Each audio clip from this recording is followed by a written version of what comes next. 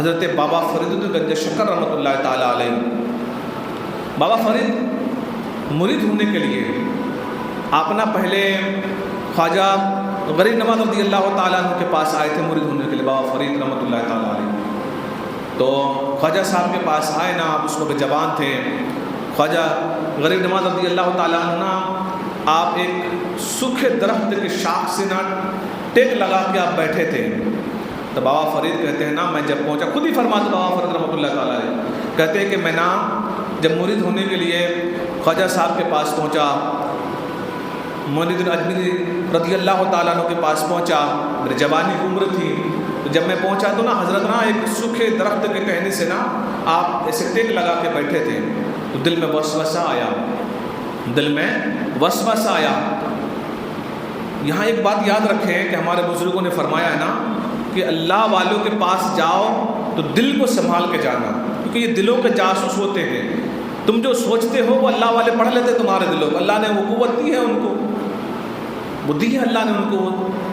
تو بابا فرید کہتے ہیں کہ میرے دل میں وسوسہ آیا کہ یار دیکھو اتنے بڑے اللہ کے ولی ہیں، نام اتنے بڑے ہیں، لیکن جس سوکھے ہوئے درخت کے شاخ سے ٹیک لگائے بیٹھے ہیں تو وہ سوکھا ہی رہ گیا ہے۔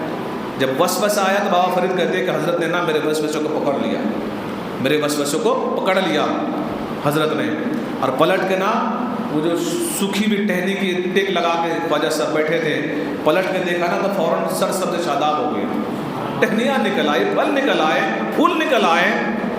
پھر پلٹ کے دیکھا تو پھر سوکھ گیا، پھر پلٹ کے دیکھا پھر جو ہے ہرا بھرا ہو گیا، ٹہنیاں نکل آئے، پتے نکل آئے، پھول نکل آئے، 3-4 بار ایسا کیا۔ پھر جو ہے نا بابا فرید کہتے ہیں کہ میرے طرف مخاطب اور کہنے لگے کہ فرید فقیری کرنا ہے کہ جنگ لڑنے آئے ہو؟ فقیری کرنا ہے کہ جنگ لڑنا ہے؟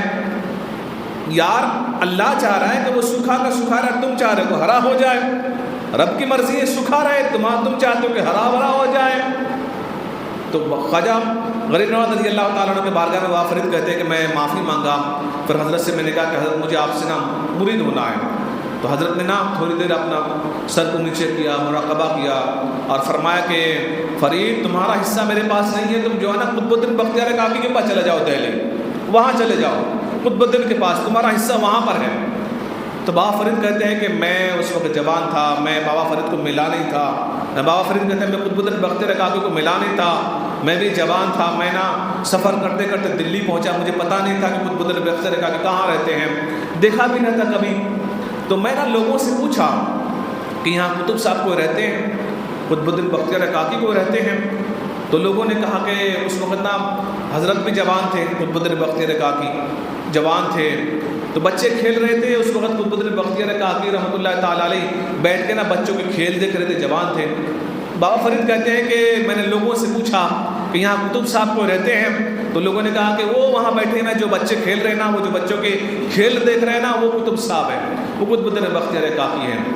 تو بابا فرید کہتے ہیں کہ میں جیسے ہی حضرت کے قریب پہنچا تو پھر دل میں وسوسہ آیا۔ اب وسوسہ کیا آیا؟ کیونکہ جب حضرت جو ہے نا جوان تھے نا، داڑھی کالی تھی، بال کالے تھے، سب جوان آدمی۔ تو بابا فرید کہتے ہیں کہ دل میں پھر وسوسہ آیا کہ یار پیر ملا وہ بھی ملا جوان، پیر ملا وہ بھی جوان۔ تو پھر بابا فرید کہتے ہیں کہ حضرت نے نا میرے وسوسے کو پھر سے پکڑ لیا، حضرت نے بھی میرے وسوسے کو پکڑ لیا۔ بابا فرید کہتے ہیں میں قریب گیا تو مجھے نا باہر روک دیا حضرت نے، قطب صاحب نے باہر روک دیا اور اپنے حجرے میں چلے گئے۔ جب حجرے سے باہر نکلے نا تو حضرت کے بال بھی داڑھی کے سفید ہو چکے تھے، باہر نکلے تو داڑھی کے بال سفید ہو چکے تھے، بھوے بھی سفید ہو چکے تھے، بال بھی سفید ہو چکے تھے۔ پھر فرمانے لگے کہ فرید تم کو جوانی سے، بال سفید سے، بال کالے سے کیا مطلب؟ تجھے دکاندار سے کیا مطلب؟ سودا اچھا ملنا چاہیے، سودا خراب ملے تو پھر شکایت کرنا۔ بابا فرید کہتے ہیں میں حضرت کے بارگاہ میں حاضر ہوا، میں نے معافی مانگا، میں مرید ہوا تو حضرت نے نا مجھے ایک دوسرے شہر میں بھیجا، ایک دوسرے شہر میں بھیجا وہاں تبلیغ کرنے کے حساب سے۔ تو ہمارے صوفیاء کرام کا ایک قول ہے، ان کا فرمان ہے کہ جہاں بھی دوسرے شہر میں کہیں بھی جاؤ پہلی مرتبہ تو وہاں جو اللہ والے ہوں گے ان سے پہلے ملاقات کرو، اگر باحیات ہیں تو ان سے اجازت لو، ان سے ملو، ان سے دعائیں لو، اگر باحیات نہیں ہیں ان کے مزار ہے تو وہاں جا کے حاضر ہو۔ یہ ہمارے صوفیہ کا طریقہ ہے۔ اور صوفیوں کا فرمان بھی یہی ہے صوفیوں کو. تو بابا فرید کہتے ہیں کہ مجھے حضرت نے نا مرید کیا، خلیفہ بنایا اور ایک دوسرے علاقے میں تبلیغ کے لیے بھیجا. جب میں وہاں پہنچا تو میں نے وہاں اس شہر کے لوگوں سے پوچھا کہ یہاں کوئی اللہ والے ہیں، یہاں کوئی اللہ والا ہے؟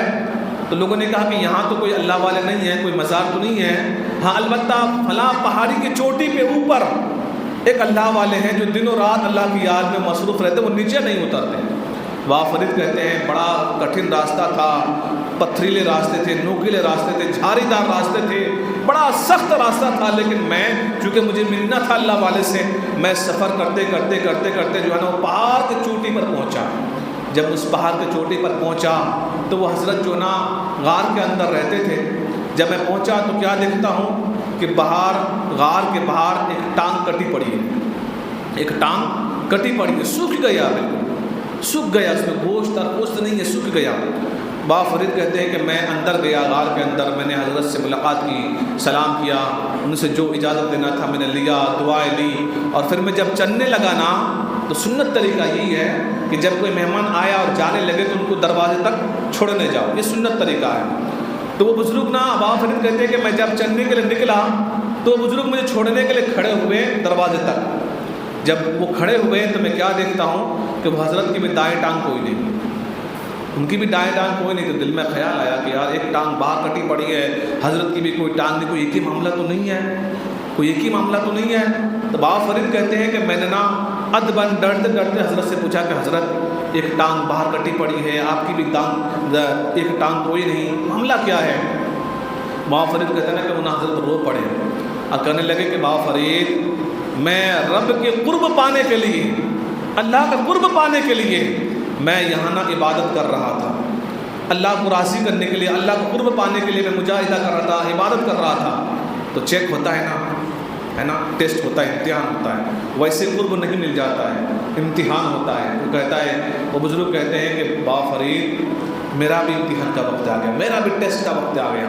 ہوا یہ کہ ایک مرتبہ نا لگاتار 7 دنوں تک ایسی بارش ہوئی اور ایسی ٹھنڈ پڑنے لگی کہ میں محسوس کرنے لگا کہ شاید اب میں مر جاؤں اس غار کے اندر، میں بچ نہیں پاؤں گا. سخت سردی، بارش ہونے لگی، 7 دن تک دھوپ نہیں نکلا، لگاتار 7 دن تک. تو وہ کہتا ہے کہ بابا فرید اللہ کا کرم ہوا کہ اللہ نے نا وہ بادل چھٹ گئے، سورج نکل آیا، تو میں اپنے وجود کو گرم کرنے کے لیے میں غار کے باہر آ کے بیٹھا، اپنے وجود کو میں نا گرم کر رہا تھا.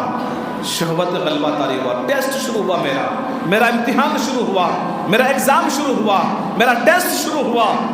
وہ کہتے ہیں کہ میں باہر وجود کو گرم کر رہا تھا نا، اتنے میں نا ایک خوبصورت چہرے والا، ایک خوبصورت عورت، بڑی حسین عورت نا سامنے سے گزرنے لگی. تو میں اس کے چہرے کو دیکھا تو شیطان کا شہوت غلبہ ہو گیا. وہ کہتے ہیں کہ وہ گزرنے لگی نا، تو وہ جب گزر کے چلے گئی تو میرے دل نے پکارا کہ میں ایک بار اور اس کو دیکھوں. پھر خیال آیا کہ نہیں یار، دل نے پھر پکارا کہ یہ کیسے ہو سکتا ہے، یہ وہ جگہ ہے، یہ وہ پہاڑ کی چوٹی ہے جہاں پر مرد کا آنا بڑا مشکل ہے، یہ عورت کیسے آ سکتی ہے، مرد کا آنا مشکل ہے، تیرا امتحان ہے، رک جا. لیکن وہ کہتے کہ فرید شہوت کا اتنا غلبہ ہوا نا کہ میں اس کو دیکھنے کے لیے میں کھڑا ہو گیا. کھڑا ہو کے جیسے ہی میں نے پہلا قدم آگے بڑھایا تو ندا آئے کہ وہ بندے محبت کا دعویٰ مجھ سے، اور جا تو غیر کے ساتھ غیر کے پیچھے رہا ہے. بندے محبت کا دعویٰ تو مجھ سے کرتا ہے، جا تو غیر کے پیچھے جا رہا ہے، محبت کا دعویٰ مجھ سے جا کہیں اور. وہ کہتے ہیں کہ جب اتنا سننا تھا تو میں نے نا کلہاڑی سے میں نے پیر کو کاٹ کے پھینک دیا، پیر کو کاٹ کے پھینک دیا. اللہ اکبر، پیر کو کاٹ کے پھینک دیا. دیکھو دوست، ہم بھی محبت کا دعویٰ اللہ سے کرتے ہیں، ہم بھی محبت کا دعویٰ رسول اللہ سے کرتے ہیں، لیکن مجھے بتائیں نا کتنے وقت کی نماز پڑھتے ہیں، کتنے وقت کی نماز پڑھتے ہیں ہم. فجر میں دیکھو تو ہمارا حال وہی، بستر پہ سوئے پڑے ہیں. ظہر میں دیکھو تو ہم کاروبار میں ہیں. رمضان کا مہینہ آئے گا ہر سال، اس سال میں سمجھاؤں گا میں نے کسی کو، اللہ توفیق دے سب کو روزہ رکھنے کی.